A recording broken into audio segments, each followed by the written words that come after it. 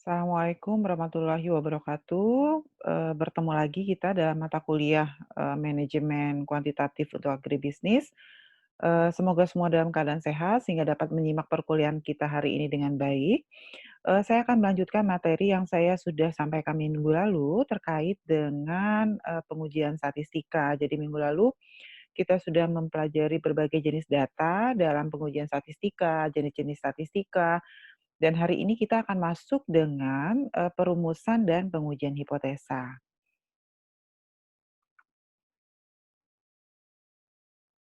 Oke, ini adalah materi kita hari ini terkait dengan perumusan dan, pengujian hipotesa statistika ya. Jadi, seperti yang sudah saya sampaikan minggu lalu bahwa statistika itu diperlukan ketika kita ingin, melakukan pengujian terhadap, sampel yang kita tarik dari populasi ya. Jadi, eee, jarang ada penelitian yang dapat melakukan pengamatan terhadap populasi secara penuh. Jadi biasanya penelitian atau riset-riset itu melakukan penarikan sampel.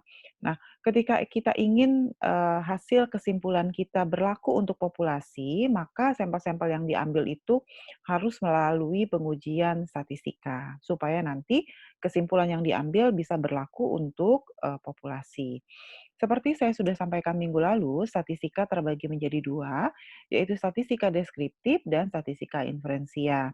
Statistika deskriptif berkaitan dengan ukuran pemusatan, yaitu rata-rata, median, modus, maksimum, minimum, sementara ukuran penyebaran itu berkaitan dengan range, ya, jadi selisih data minimum dan maksimum, standar deviasi, kemudian ragam. Nah, kalau seandainya di dalam statistik deskriptif kita tidak bisa menarik kesimpulan, maka ada pembagian statistika yang lain yang disebut dengan statistika inferensia. Statistika inferensia adalah metode statistika yang berkaitan dengan penarikan kesimpulan. Tetapi pengujian-pengujian di dalam statistika inferensia itu biasanya akan menggunakan dasar-dasar perhitungan yang ada di dalam statistik deskriptif. Jadi, pembedaan antara ilmu statistika deskriptif dan statistika inferensia itu sebetulnya hanya dari sisi, apakah penelitian tersebut, diikuti dengan penarikan kesimpulan atau tidak. Tetapi dasar-dasar perhitungan dalam statistik deskriptif itu akan digunakan dalam statistik inferensia. Jadi, apa itu, kenapa sih perlu pengujian hipotesis? Pengujian hipotesis berguna untuk membuat atau menarik kesimpulan atas suatu data statistika yang sedang diamati agar dapat berlaku dan dipercaya secara statistik bagi populasinya. Jadi kita ingin penelitian kita itu walaupun hanya mengamati sampel, tapi kesimpulannya bisa berlaku untuk populasi. Jadi kalau misalnya populasinya ada 200, kita ngambil sampelnya 30, walaupun kita ngambil sampelnya 30, nanti kesimpulannya tetap berlaku untuk orang 200 tadi, untuk populasi 200. Itulah gunanya pengujian hipotesa statistika. Sehingga apa itu hipotesa? Hipotesa itu adalah jawaban sementara atau perumusan sementara atau, kesimpulan sementara atas sebuah persoalan yang kita munculkan dalam penelitian kita. Biasanya hipotesa itu, muncul setelah kita membaca tinjauan studi terdahulu dan juga tinjauan pustaka yang terkait dengan persoalan atau fenomena yang kita teliti. Jadi, biasanya kalau dalam penelitian hipotesa, akan muncul di dalam bab 2 penelitian setelah kita menyelesaikan tadi tinjauan pustaka, kemudian tinjauan studi terdahulu, dan bahkan setelah menyusun kerangka pemikiran baru kita bisa menyusun hipotesa ya. Nah, kalau seandainya kalau hipotesa yang sifatnya deskriptif atau naratif, itu munculnya di dalam bab 2 dalam penelitian kita. Nah, hipotesa narasi atau deskriptif yang muncul di bab 2 itu akan kita konversi, akan kita ubah menjadi hipotesa statistika. Hipotesa statistika itu biasanya muncul di dalam bab 3 kalau di proposal penelitian kita. Jadi, apa itu hipotesa statistika? Hipotesa statistika adalah suatu asumsi atau pernyataan yang mungkin benar atau mungkin juga salah terkait dengan suatu populasi.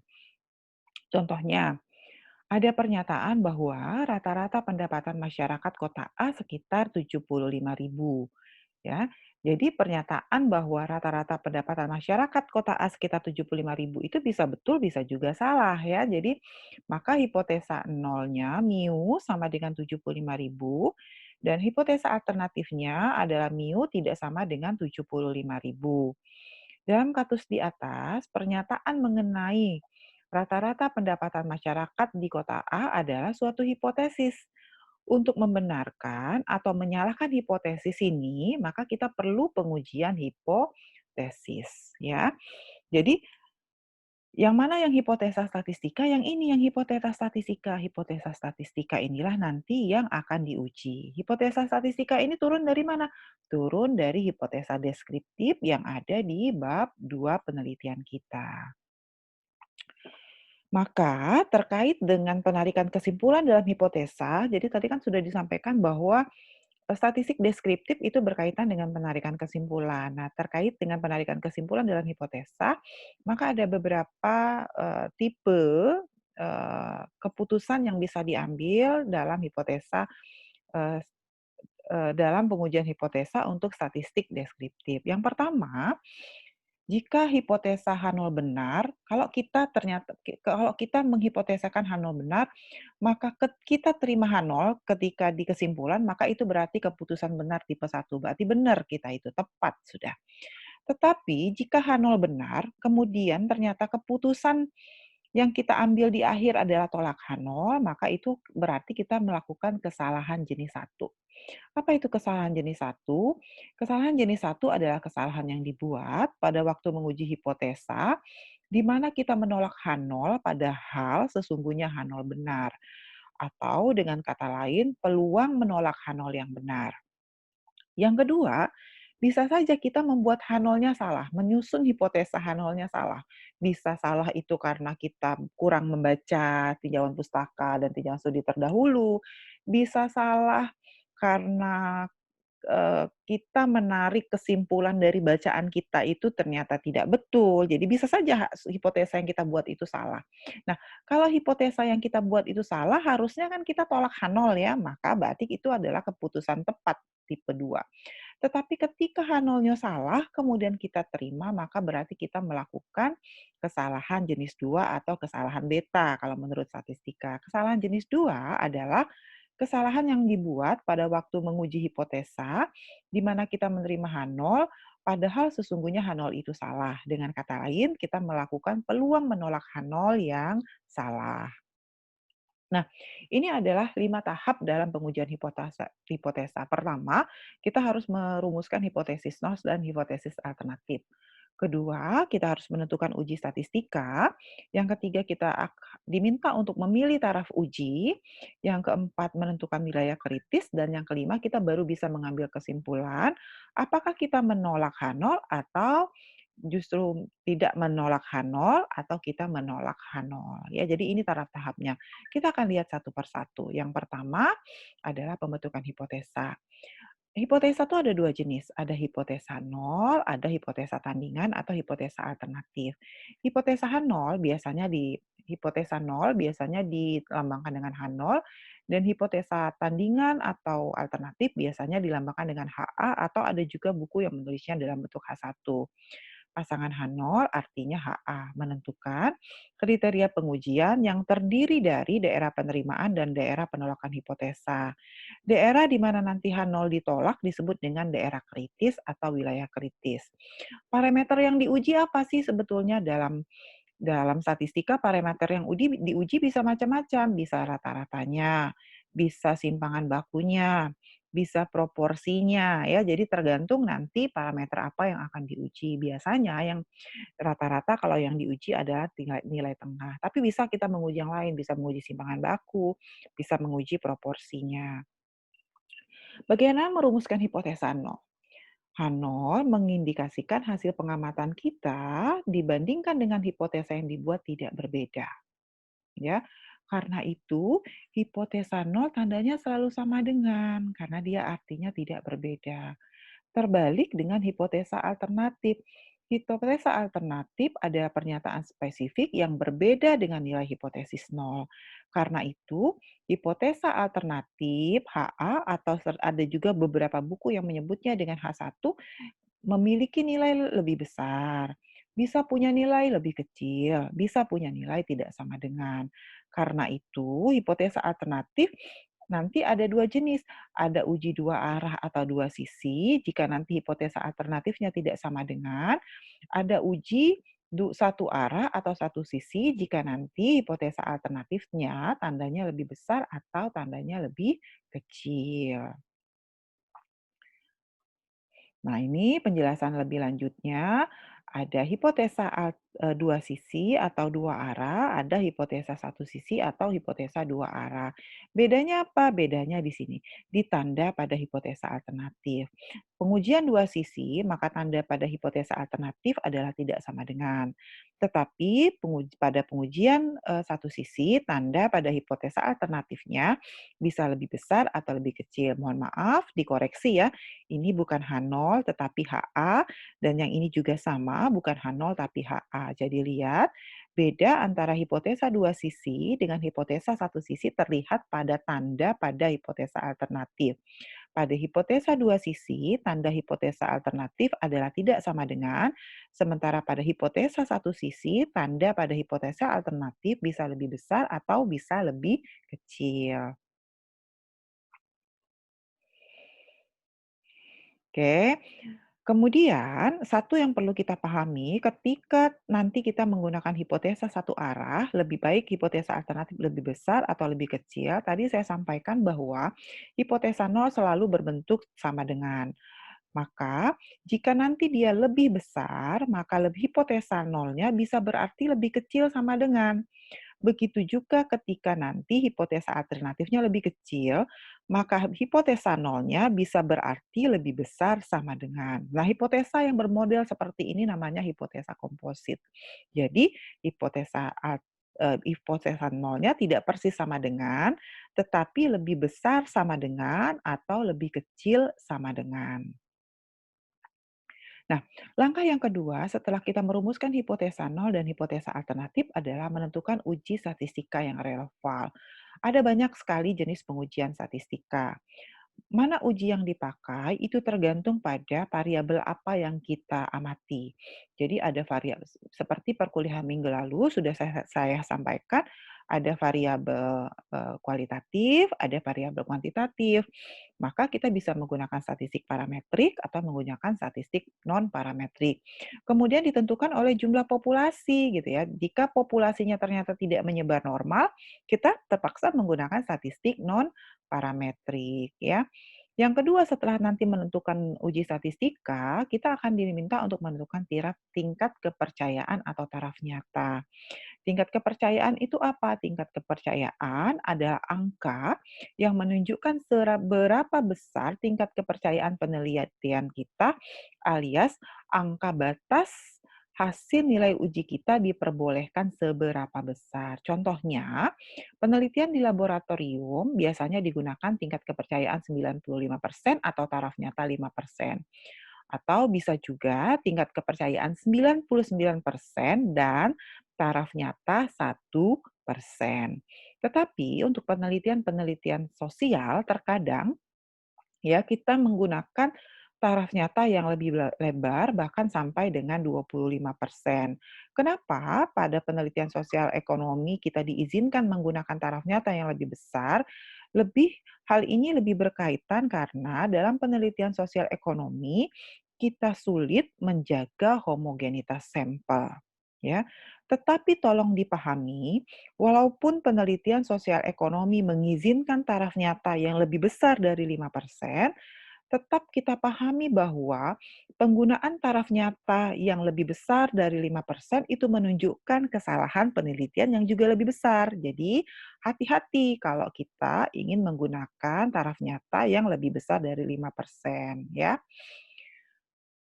Setelah kita menentukan taraf nyata, maka kita bisa menentukan wilayah kritis. Wilayah kritis adalah wilayah di mana H0 ditolak. Wilayah kritis itu nanti ada dua, tergantung apakah hipotesa kita menggunakan hipotesa dua sisi atau dua arah, atau menggunakan hipotesa satu sisi atau satu arah. Nah, ini jika kita menggunakan hipotesa dua sisi, maka wilayah kritisnya ada dua, di sebelah kanan dan di sebelah kiri.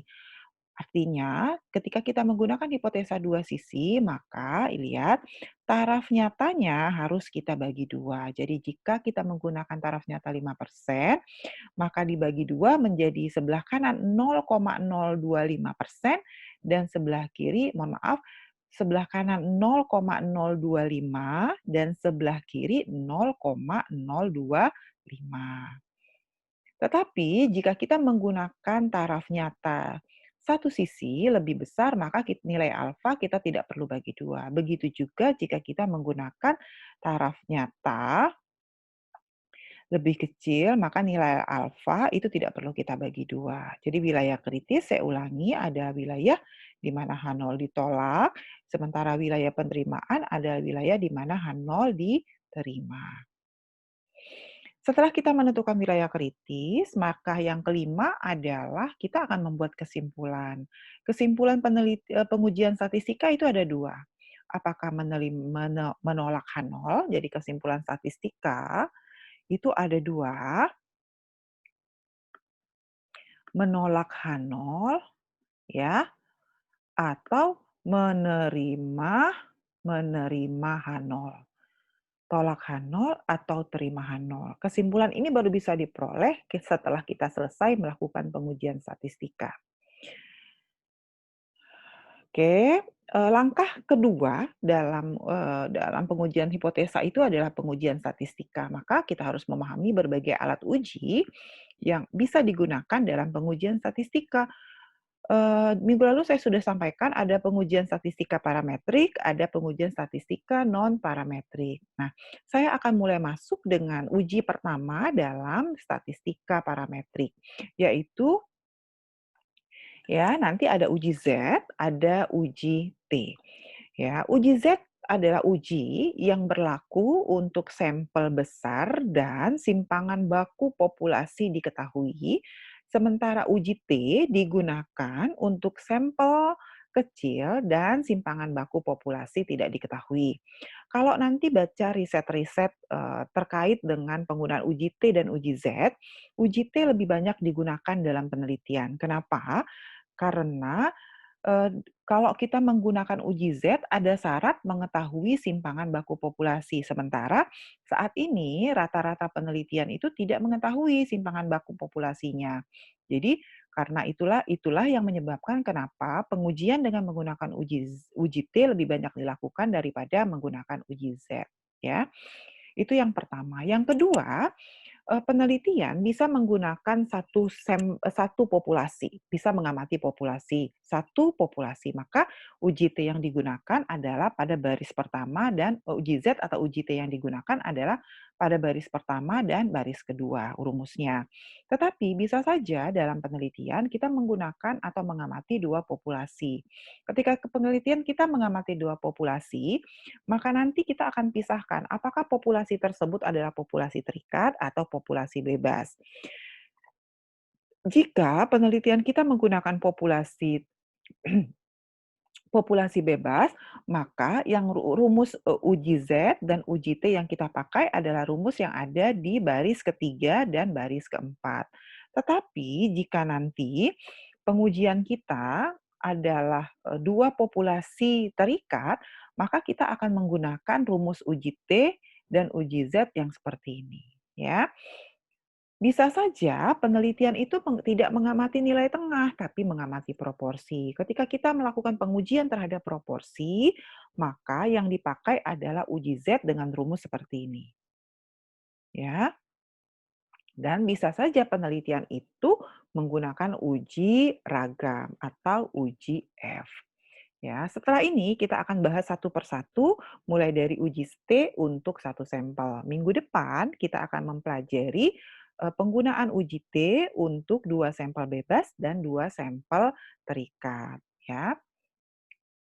Nah, uji yang pertama adalah analisis nilai tengah populasi. Kita menggunakan uji Z. Kapan uji Z dipakai? Lihat di atas ini. Jika simpangan baku populasi diketahui. Artinya, jika nanti simpangan baku populasi tidak diketahui, maka kita tidak bisa gunakan uji Z. Kita terpaksa gunakan uji T. Nah, rumus hipotesis nolnya adalah karena yang diuji adalah nilai tengah, maka mu H0, mu sama dengan mu 0. Hipotesa alternatifnya bisa ada 3 macam, bisa bertanda tidak sama dengan, bisa bertanda lebih besar, bisa bertanda lebih kecil. Kaidah keputusannya, jika nanti dia dua sisi, yang ini yang dua sisi, jika nanti penelitian kita dua sisi, maka ini kaidah keputusan untuk H0 yang diterima. Jika nanti nilai Z hitung berada di antara nilai Z tabel, maka kita terima H0. Ya. Selanjutnya, jika hipotesa alternatifnya satu sisi, maka ini adalah kaidah keputusan kita untuk H0 diterima. Kalau nanti kita terima H0 jika Z hitung lebih kecil dari Z tabel atau jika Z hitung lebih besar dari Z tabel. Contoh soal. Ya, memahami rumus tadi sepertinya lebih mudah dengan menggunakan soal sebetulnya ya. Pengusaha pakan menyatakan bahwa pakannya tahan simpan sekitar 800 jam. Akhir-akhir ini timbul dugaan bahwa masa simpan pakan tersebut telah berubah. Untuk menentukan hal tersebut dilakukan penelitian dengan jalan menguji 50 karung pakan. Ternyata rata-ratanya 792. Dari pengalaman diketahui bahwa simpangan baku masa simpan pakan adalah 60 jam.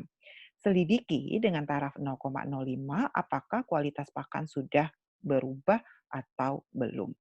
Ya, maka yang perlu kita lakukan ketika ada kasus seperti ini, tadi kan kita punya 5 step ya, kita punya 5 step dalam melakukan pengujian hipotesa. Step yang pertama, kita harus merumuskan hipotesa terlebih dahulu. Karena itu dalam pengujian statistika, kita tidak boleh lupa menulis hipotesa di atas kali ya. Nah, sekarang yang jadi persoalan adalah apakah hipotesa alternatifnya satu arah atau dua arah? Kalau dia satu arah lebih besar atau lebih kecil? Nah, itu yang kadang-kadang sering salah sehingga nanti, H0-nya tadi di awal saya sudah sampaikan, kita mungkin merumuskan H0-nya benar atau mungkin merumuskan H0-nya salah, seperti itu.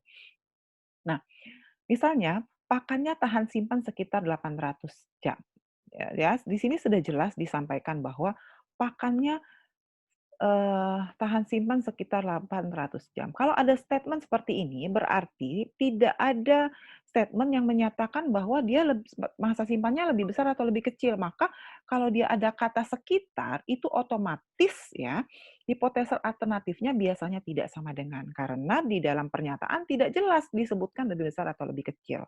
Jadi kalau di dalam kasus tidak jelas apakah dia pengaruhnya lebih besar atau lebih kecil, maka biasanya hipotesa alternatifnya tidak sama dengan. Ya, maka kita cari simpangan tadi disampaikan simpangan bakunya, simpangan baku populasi 60 jam, rata-rata 792, N-nya 50, maka kita masukkan ke rumus. Dapatlah nilai Z hitung itu min 0,94. Nah, sekarang tadi kita kan dapat bahwa kita tahu bahwa pengujian ini adalah pengujian dua arah. Maka kalau dia uji dua arah, alfanya 0,05, alfanya harus kita bagi 2 menjadi 0,025. Wilayah kritisnya ada dua, sebelah kanan dan sebelah kiri. Kita sekarang mau menentukan nilai Z tabel ya. Nah, nilai Z tabelnya untuk alfa 0,025 itu adalah 1,96 sebelah kanan dan sebelah kiri min 1,96. Dapat dari mana nilai ini? Dapat dari sini, lihat. Cari di tengah nilai 0,025. Cari 0,025. Nah, ini dia nilai. Persis 0,025. Nah, 0,025. Maka tarik ke kiri, oh min 1,9. Min 1, atasnya 6. Jadi nilai Z 0,025 adalah min 1, min 1, mana tadi? Ini min 1,9 tambah 0,06. Jadi min 1,96. itulah dasar dapatnya -1,96. Nilai kanan dan kiri sama, jadi kalau sebelah kiri -1,96, karena nilai tengahnya ini ada 0, maka sebelah kanannya adalah 1,96. Ya, tadi hitungan kita kan dapatnya Z hitungnya -0,94, berarti -0,94 jatuhnya di sini, di wilayah penerimaan H0. Karena itu H0-nya diterima. Lihat H0 diterima. Oh, H0 diterima, berarti ini diterima, ini ditolak. Berarti apa? Masa simpan pakan masih sekitar 800 jam. Ya.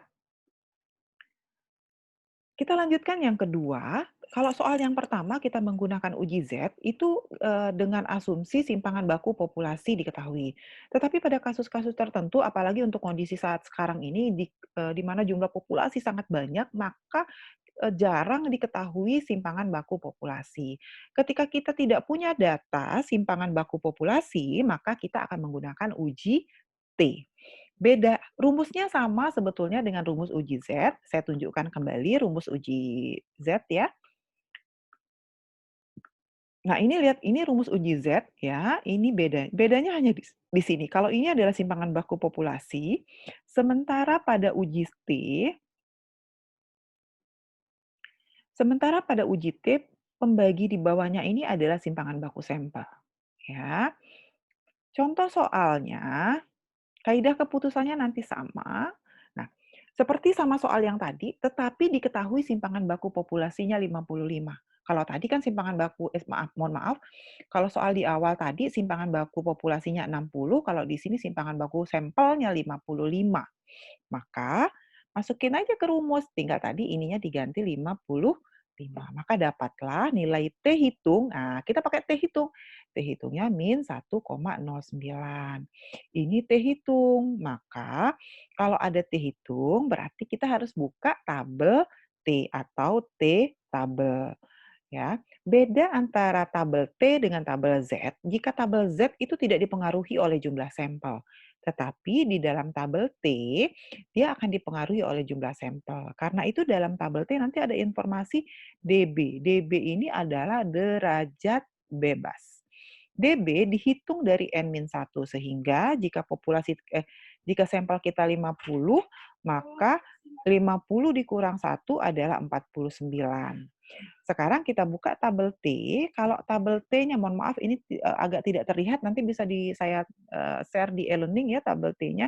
Kita cari 29, di sini misalnya 29, 0,025, nanti dapatnya 2,01 untuk, mohon maaf ya, 49 di sini, nih, 2,009. Kita bulatkan jadi 2,01 untuk sampel sebanyak untuk derajat bebas, ini DF, DF itu degree of freedom atau derajat bebas, kalau buku bahasa Indonesia DB menyingkatnya, maka derajat bebasnya 49 dapatlah 2,009 tadi saya singkat menjadi 2,01 ya. Kriteria pengujiannya tadi sama. Maka sebelah kanan 2,01 min 2,01, mohon maaf, sebelah kanan 2,01, sebelah kiri min 2,01. Pengujian kita ada di mana? Ini batasnya. Kalau dia nanti lebih kecil dari 2,01, maka atau lebih besar dari 2,01 berarti kita tolak. Tapi kalau ada di antara nilai tersebut, maka kita terima. Nah, sekarang kita lihat nilai kita tadi ada di mana? Nilai kita tadi adanya di min 1,029. Lihat, min 1,0 itu ada di mana sih? Min 1 itu ada di sini kan kira-kira ya. Ya kan? Ada di sini. Maka berarti ada di wilayah penerimaan H0. Nah, kembalikan ke hipotesa di soal pertama. H0-nya diterima. Artinya apa? Masa simpan pakan belum berubah, masih sekitar 800 jam. Nah, tadi untuk soal satu, eee untuk soal dua arah, artinya hipotesa alternatifnya tidak sama dengan.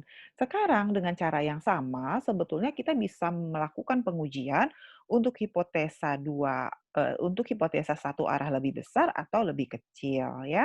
Sekarang kita akan lihat contoh untuk hipotesa alternatifnya yang lebih besar dan simpangan baku populasi diketahui. Ingat, jika simpangan baku populasi diketahui, maka kita menggunakan uji Z, ya.